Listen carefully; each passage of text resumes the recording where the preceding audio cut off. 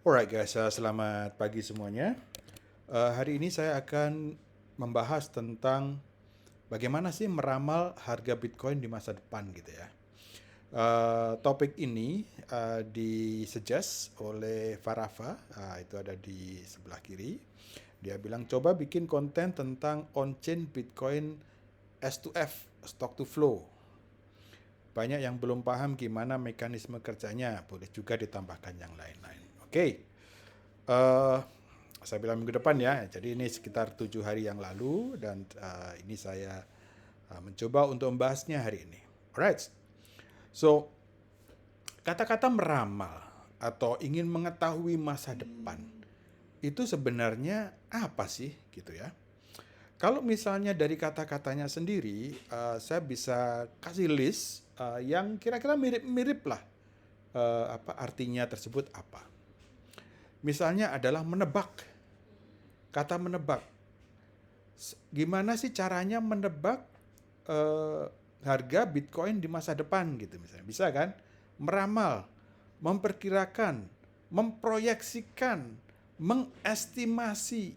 So, there is a lot of words yang bisa digunakan untuk mengganti kata meramal.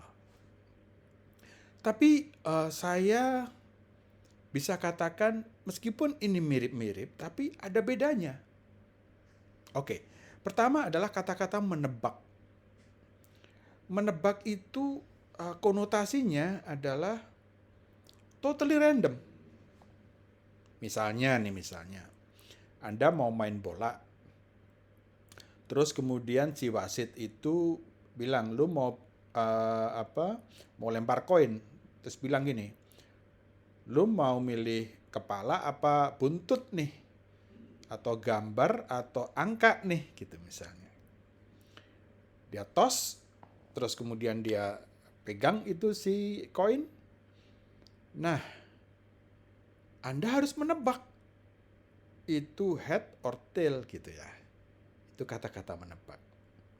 Anda tidak punya pengalaman yang masa lalu, dalam arti pengalaman masa lalu itu tidak ada gunanya sama sekali dalam pengambilan keputusan menebak ini.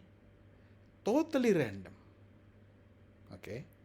Begitu juga kalau Anda melakukan gambling. Dadu misalnya, keluar angka ganjil apa genap gitu ya. Totally menebak. Oke, karena Anda nggak punya input yang bisa Anda gunakan untuk membuat tebakan Anda lebih tepat. Oke. Nah, kemudian kata-kata meramal.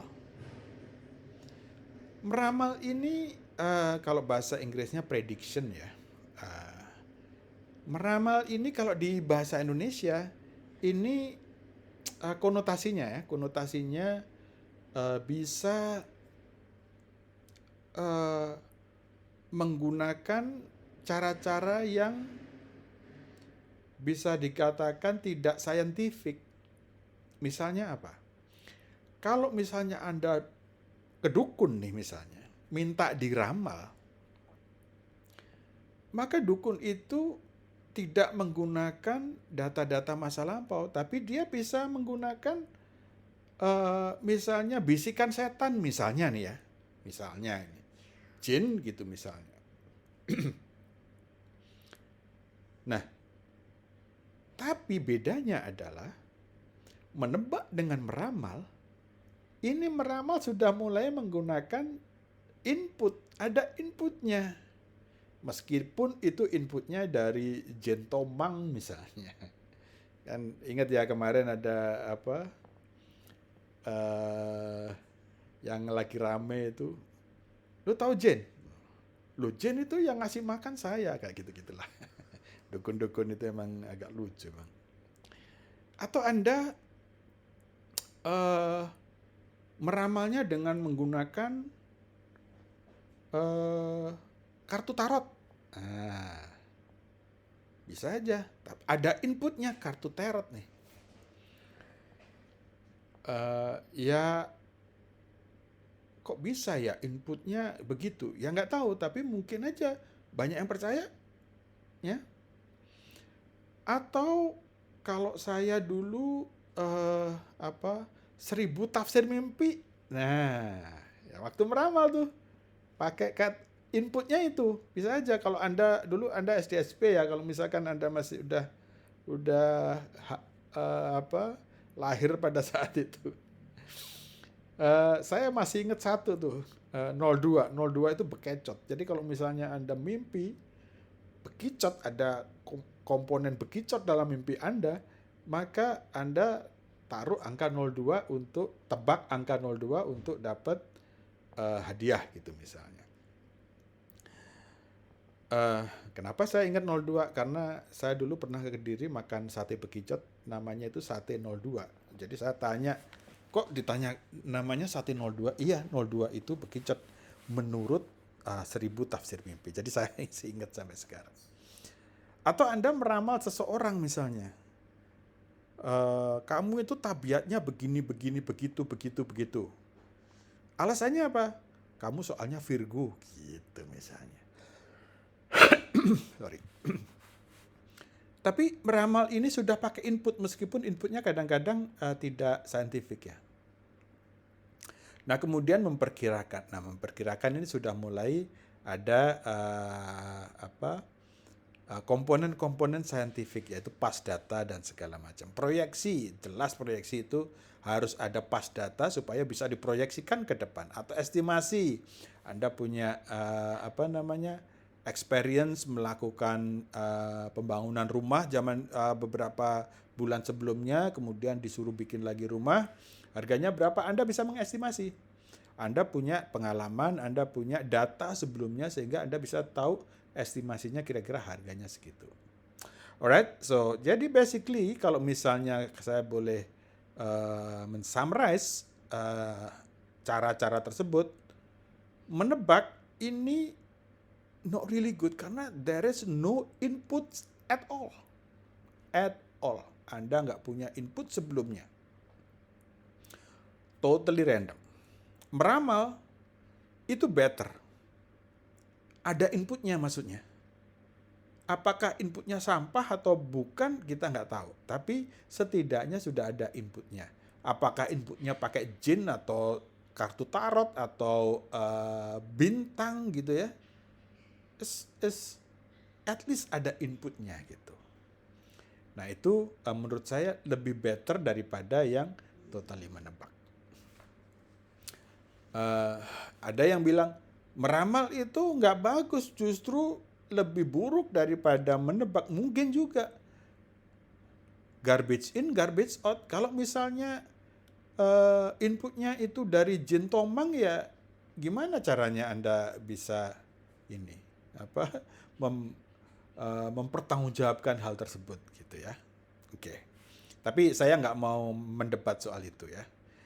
Intinya adalah kalau misalnya kita punya forecasting, meramal, memprediksi, memproyeksi, itu selalu ada historical data. Seperti ini, historical datanya panjang, baru kemudian kalau misalnya kita mau mencari kira-kira nih, memprediksi atau memforecast berapakah next data atau next two datas after this, itu at least kita punya pegangan.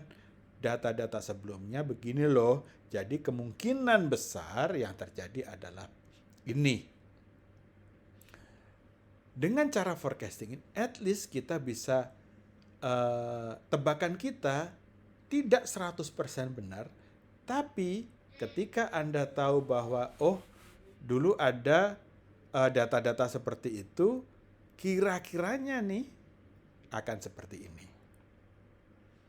Jelas ya teman-teman ya. Jadi cara untuk meramal itu adalah harus menggunakan past data untuk bisa menebak atau meramal atau memforecast atau memproyeksikan harga ke depannya. So I think that's a very enough menurut saya. Pertanyaannya adalah berapa data yang dibutuhkan? Setahu saya ya, dulu saya diajarin itu kalau misalkan mau proyeksi, dan segala macam, 24 poin lah untuk bikin data itu, sehingga kita bisa katakan cukup robust gitu ya. Kalau satu data ya susah, mau second data ya agak susah. Tapi begitu datanya sudah mulai banyak, sudah mulai kelihatan nih trennya gitu. Oke?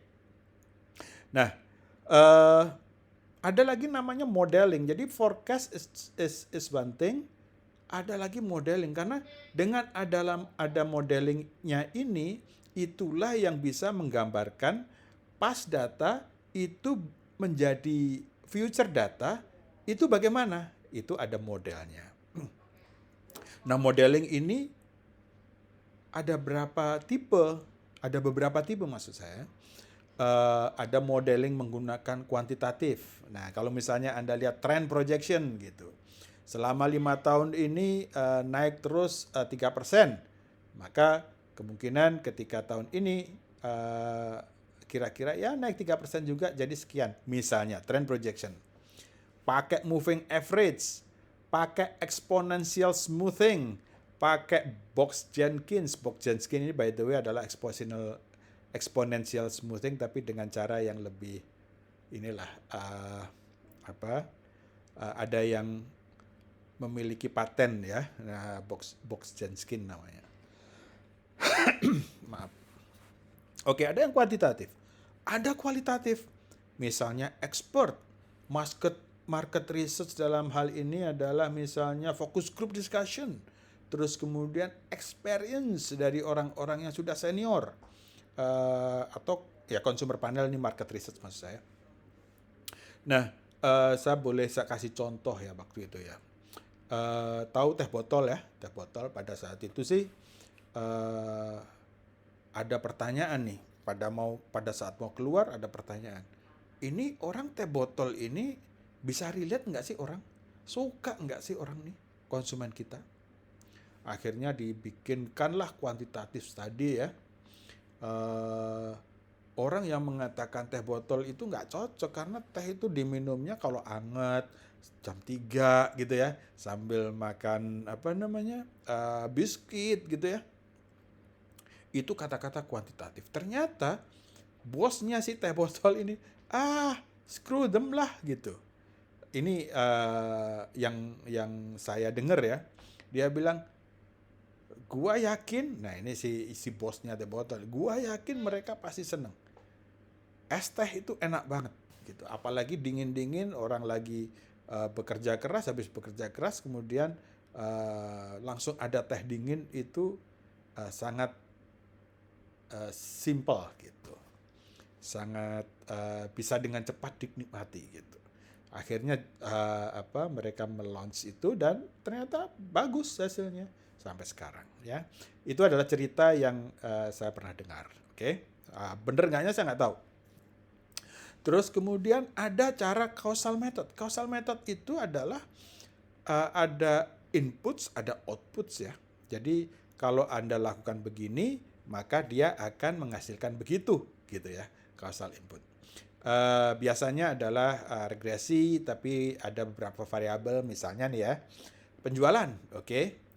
Penjualan kan kalau data kan ada ya, data penjualan dari 2 tahun yang lalu sampai sekarang ada gitu misalnya.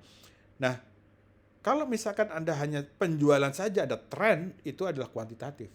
Tapi kalau causal method itu misalnya Anda tambahkan variabel hujan atau tidak. Nah, terus kemudian hari Sabtu atau hari Minggu atau hari kerja gitu.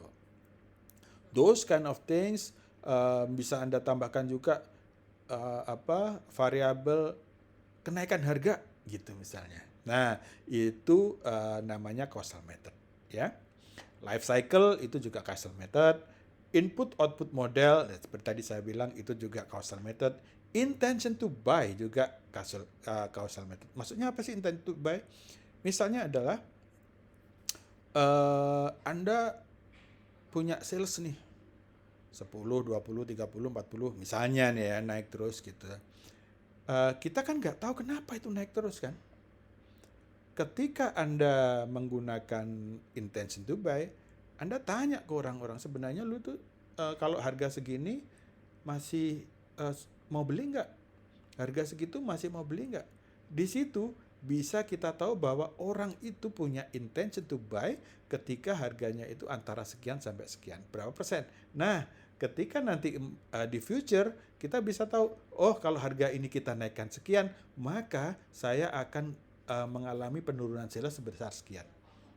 Those kind of things. Kalau saya turunkan, saya akan mendapatkan sekian. Dan kita profitability-nya berapa. Oke? Nah, seperti itu teman-teman. Oke, that's the modeling. Nah, sekarang kita bicara Bitcoin. Dari tadi ngomongin ini nggak ada urusannya dengan Bitcoin. Oh, ada. Bitcoin itu ada beberapa model yang saya sangat suka ya. Saya pribadi sangat suka. Banyak sekali, tapi saya coba kasih contoh 3 biji ya. Ini yang I'm close to my heart, dalam arti saya lihat beberapa kalau misalkan ada keluar gitu ya, ada update gitu, saya pasti lihat. Nah, yang pertama itu adalah Rainbow Model. Rainbow Model ini sepertinya hanya pakai kuantitatif ya. Totally hanya past data, tidak ada variabel lain, just to see naik turunnya harganya, dan kemudian mereka melakukan satu regresi, simple regression, tapi antara peak dan lows. Dan kemudian di situ dia kasih satu band dan dikasih warna-warna yang seperti pelangi. Jadi Anda bisa tahu kalau merah itu berarti sudah mencapai puncak, sudah mentok ke atas. Kalau bawah itu juga sudah bisa dibeli, misalnya begitulah. Intinya di situ Anda bisa lihat di table paling paling kiri, sorry. Oke, ini ada di YouTube tuh ada satu orang yang ngupdate ya tiap bulan atau apa gitu ya. Dia ngupdate selalu dan itu pasti saya lihat. Saya dengerin dia ngomong. Oke, terus kemudian stock to flow. Stock to flow ini nanti yang akan saya lihat dengan lebih detail ya. Maksudnya saya jelaskan dengan lebih detail. Stock to flow ini diciptakan oleh Plan B ya, atau bukan diciptakan ya Pak ya, pendorong atau ya pokoknya mempopulerkan lah. Stock to flow untuk Bitcoin ini dia duluan yang melakukan dan dia update terus. Oke, terus kemudian Hyperwave. Hyperwave ini juga satu model yang gue sangat suka juga. Ini adalah dipopulerkan oleh Tyler Jenks. Ini biasanya dia melakukan satu show dengan siapa itu yang gundul itu, aduh lupa gue. Tone Face ya. Tone Face, Tyler Jenks sama cewek satu yang cakep itu. Kalau misalkan mereka ada YouTube-nya, ada keluar update-nya gitu, saya pasti lihat. Maksudnya saya tunggu-tunggu gitu. Karena beliau Tyler Jenks ini by the way almarhum ya, sudah meninggal beliau. Pada saat dia menerangkan ini itu cukup bagus cara menerangkannya sehingga saya sangat tertarik. Dan dia sudah melakukan ini untuk beberapa ratus atau ratusan stok, akhirnya dia bisa menemukan ini. Oke? So that's 3. Sekarang saya akan fokus ke stock to flow seperti yang diminta oleh teman-teman tadi. Oke, let's go to stock to flow. Bitcoin S2F model by Plan B. Oke, sekarang kita bicara yang paling kiri dulu deh. Jadi stock to flow itu bagaimana sih ngitungnya gitu ya. Stock to flow itu formulanya sebenarnya simple teman-teman semuanya. Stock to flow itu adalah stok dibagi flow. Udah itu aja. Stok dibagi flow. Itu adalah rasio. Oke. Stock to flow model itu biasa digunakan untuk produk-produk yang kayak emas gitu ya, kayak perak gitu ya, ya produk-produk seperti itulah yang biasa menggunakan stock to flow. Nah, Stock to flow itu apa? Stoknya itu adalah berapa banyak produknya itu yang sekarang available di market. Sorry. Misalnya nih, kalau emas itu sekian ton, ribu ton gitu ya, tersedia di market. Oke. Yang sekarang ada di market. Oke. Emasnya ini sendiri nggak habis, jadi konstan, dia berubah bentuk aja, jadi perhiasan misalnya. Tapi stok yang ada di dunia ini rata-rata masih tetap. Oke. Flow-nya sendiri apa? Flow-nya itu adalah yearly production atau produksinya, atau rate of production-nya. Misalnya tiap tahun emas itu bisa dikeruk dari bumi ini 100.000 ton gitu misalnya. Ini adalah rate of production yang kita gunakan. Oke. So, Bitcoin bagaimana? Oke, sekarang Bitcoin kita lihat yang tengah. Kita pakai yang 1 tahun ya, 365 hari ya. Kita pakai untuk sekarang-sekarang inilah ya. Sekarang ini Bitcoin yang tersedia di market itu ada berapa sih? Kalau tidak salah, itu sekitar 18.952 dan seterusnya dan seterusnya. Oke. Itu adalah Bitcoin yang sekarang tersedia atau ada di pasar atau ada di kita miliki semuanya. Oke. Rate to flow untuk Bitcoin ini adalah kita memakai miners subsidi istilahnya. Miners subsidi itu apa? Orang-orang yang berhasil menebak, atau miners yang berhasil memecahkan masalah matematis, maka dia akan mendapatkan berapa? 6,5 Bitcoin dalam satu blok. Kalau di total bloknya yang bisa diambil dalam 1 tahun, maka 1 tahun itu flow-nya adalah sekitar 328.500 Bitcoin per tahun sekarang ini ya. Jadi stock to flow-nya itu adalah 57,6. 57,6 itu apa sebenarnya dalam bahasa mudahnya gitu ya. 57,6 itu adalah berapa lama produksi yang bisa menghasilkan Bitcoin ini, jadi 328 ini bisa menghasilkan sekitar 18.952 tadi.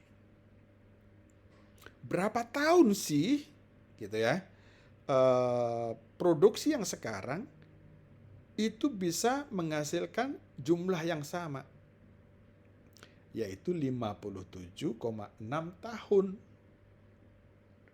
Jelas nggak nih kira-kira ya? Saya nggak tahu ya maksudnya, tapi intinya itu. Kalau misalnya Anda punya 18 juta sekian Bitcoin dibagi dengan 368, artinya per tahun nih. Jadi tiap tahun kalau kita menghasilkan 328, 57,6 tahun kemudian baru kita bisa punya bisa menghasilkan jumlah yang sama dengan yang atasnya tadi. Oke. Nah, untuk gold itu sekitar 64 kalau nggak salah. 64 tahun. Jadi dengan rate yang sekarang kalau misalnya kita ngeduk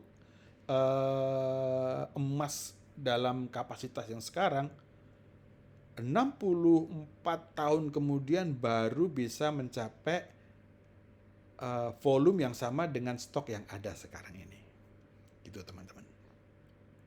Oke ya. Nah, itu adalah stock to flow. Tentu saja bukan ini yang kita pakai. Ini adalah namanya stock to flow ratio. Rasio stock to flow. Rasio flow itu bisa menghasilkan jumlah yang sama itu dalam waktu berapa tahun gitu ya. Again, kita membutuhkan sebuah model. Seperti saya bilang ini model nih, model ya. Kita membutuhkan model itu untuk bisa mengetahui berapa harganya. Nah, si plan B ini mungkin dia tahu secara matematis, mungkin dia punya AI, mungkin punya komputer, sehingga dia bisa membuat satu model matematis yang menyatakan bahwa kalau misalkan saya masukkan ini rasio, maka saya akan bisa mendapatkan harga kira-kiranya atau memprediksi harganya pada saat masa depan nanti. Oke? Modelnya seperti apa? Seperti ini nih. EXP minus 1,84 kali SF pangkat 3,36. SF itu adalah stock to flow ratio. Jadi kalau misalnya Anda keluarkan komputer ini, saya udah kasih ini di kalkulator saya nih. EXP SF-nya saya ganti 57,6, maka hasilnya adalah 130.592 US dollar harusnya menurut model ini ya. Jadi hari ini nih atau beberapa hari yang lalu nih, kalau kita mengikuti stock to flow model, harusnya harga Bitcoin itu 130 ribuan. Nah, itu kan cuma satu titik ya. Kalau misalnya Anda bikin lagi rolling, intinya rolling itu kalau hari ini maka Anda menghitungnya 365 hari sebelum hari ini, ya kan? Hari kemarin kan ada titiknya lagi tuh. Berarti Anda rolling 365 hari sebelumnya. Sebegitu terus sehingga Anda bisa mendapatkan chart yang seperti ini. Yang line itu, yang merah itu, yang orange, apa ya namanya itu? Oh ya, kita katakan merah lah ya. Yang kayak anak tangga itu. Maka di situ itu adalah chart yang Anda dapatkan kalau Anda membuat rolling tiap hari lah. Ya. 365 hari, 365 pokoknya tiap tahun gimana ngeranginya ya? Setiap titik di sini itu adalah titik di mana harga dengan menggunakan stock to flow ini selama 365 hari ke belakang. I don't know how to explain it, tapi seperti itu ya. Mudah-mudahan bisa dimengerti. Nah, kemudian kalau misalkan Anda plotin juga adalah harganya, harga realnya di Bitcoin, maka Anda bisa lihat bahwa stock to flow model ini itu cukup bisa dikatakan akurat. Model nggak bisa 100% akurat dong, tapi dulu-dulunya itu bisa dikatakan bahwa udah cukup akurat nih. Oke. Makanya ini menjadi perbincangan karena model ini bisa ngeplot harga-harga tahun-tahun sebelumnya. Tapi kan kita bicara tahun ke depan bukan tahun ke belakang. Ya kalau sebuah model itu bisa ngeplot very good atau very close to the past data, there is possibility bahwa future data akan mengikuti hal tersebut. Betul nggak? Oke. Garis titik-titik itu adalah garis ketika Bitcoin mengadakan halving. Oke. Kemudian di chart data harga ini ada warna merah, jingga, kuning, biru, dan segala macam. Semakin dia gelap, maka dia semakin dekat dengan halvingnya. Oke? Ya. Nah, di bawah itu ada chart seberapa jauh si harga itu dengan model tersebut. Maka Anda bisa lihat tuh. Kadang-kadang dia di atas, kadang-kadang di bawah. Di atas tuh merah, di bawah hijau gitu ya. Anda bisa lihat itu ya. Nah, di sini ini adalah gambaran dari model tersebut. Oke. Sekarang, ini bacanya bagaimana? Oke. Anda ketika melihat model, misalnya kalau misalkan saya bilang, menurut Anda nih, tahun 2024, tanggal sekian, berapa harga Bitcoin? Maka, saya akan bilang ya sekitar 1.130 US dollar lah, gitu ya. Karena apa? Menurut model begitu. Tapi, kita juga harus tahu bahwa model itu tidak selamanya benar. Ada diskrepansi dengan yang actualnya. Actualnya seberapa besar diskrepansinya. Oke, sekarang kadang-kadang kita bicara kalau misalnya kita tidak sesuai, kita membodoh-bodohkan yang bikin model. Yang bikin model nggak bodoh, kitanya yang bodoh karena kita nggak bisa membaca. Oke, kalau misalkan saya mau membaca model ini, bacanya seperti apa sih? Oke, mari kita baca. Ini tiap orang punya cara baca yang berbeda ya. Tapi kalau saya pribadi disuruh membaca ini, maka inilah yang akan saya lakukan. Yang pertama, saya ngelihat di halving sebelumnya itu sudah cukup mumpuni si model ini. So, apakah itu akan terjadi sekarang? Itu yang mau saya baca. Maksudnya ke depannya, tahun 2024 lah gitu ya. Halving selanjutnya. Apakah dia akan mencapai 130 kan kalau misalkan kita tadi hitung 130 ya. US dollar. 130K US dollar. Oke. Untuk itu saya juga membaca si diskrepansinya.